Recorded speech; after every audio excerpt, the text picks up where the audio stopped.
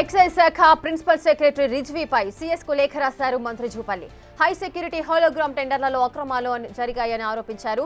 ప్రభుత్వ ఆదేశాలు విస్మరించినట్లుగా జూపల్లి నివేదిక ఇచ్చారు. పాత కాంట్రాక్టర్ను కొనసాగించడంపై సందేహాలున్నాయని చెప్పారు. కొత్త టెండర్ల ప్రక్రియలో కావాలనే జాప్యం చేశారని ఆగ్రహం వ్యక్తం చేశారు.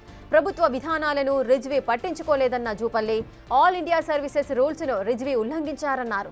ఐఏఎస్ రిజ్వీపై చట్టపరమైన చర్యలు తీసుకోవాలని మంత్రి సూచించారు. జీవో 112 ప్రకారం కమిటీ సూచనలు పట్టించుకోలేదని లేఖలో ప్రస్తావించారు. ప్రజా ప్రయోజనానికి వ్యతిరేకంగా నిర్ణయాలు తీసుకున్నారని లేఖలో స్పష్టం చేశారు. రిజ్వీ చర్యలు ప్రభుత్వ ఆర్థిక నియమాలకు విరుద్ధమన్నారు.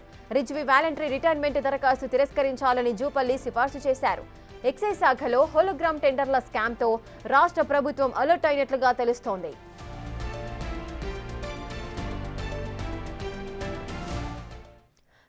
ఎక్సైజ్ శాఖ ప్రిన్సిపల్ సెక్రటరీ రిజ్వీపై సీఎస్కు లేఖ రాశారు మంత్రి జూపల్లి. పూర్తి డీటెయిల్స్ మా ప్రతినిధి వాసు అందిస్తారు. వాసు, ఈ లేఖ సారాంశం ఏంటి?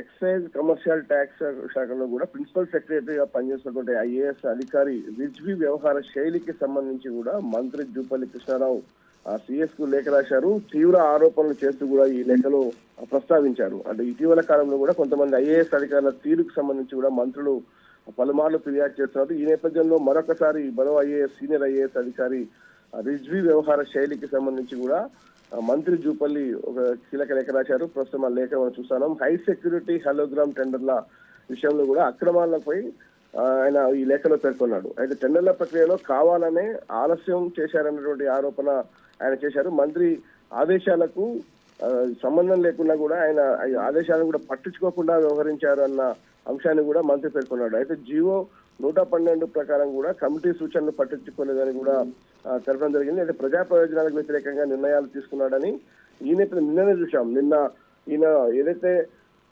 వాలంటరీ రిటైర్మెంట్ కు ఆయన అప్లై చేసుకున్నాడు. దీనికి సంబంధించి ఎక్సైజ్ కమర్షియల్ ట్యాక్స్ శాఖ నుంచి కూడా ఆయన తప్పిస్తూ కూడా అదే ప్లేస్ లో మరొక ఐఏఎస్ అధికారికి అదనపు బాధ్యతలు ఇచ్చారు.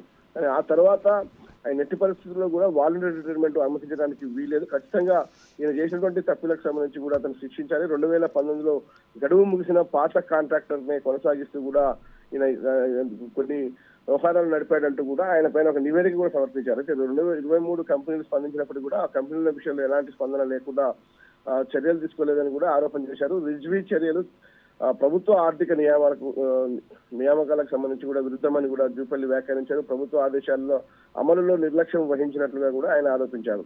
ఆల్ ఇండియా సర్వీసెస్ రూల్స్ ఉల్లంఘించినట్టు కూడా లేఖలో పేర్కొన్నాడు. విధి పట్ల నిబద్ధత, పారదర్శకత లేకుండా ఆయన అనేక అక్రమాలకు పాల్పడ్డాడన్న అంశాన్ని ఈ లేఖ ద్వారా కూడా ప్రస్తుతం జూపల్లి అయితే సిఎస్ కి లేఖ రాశారు.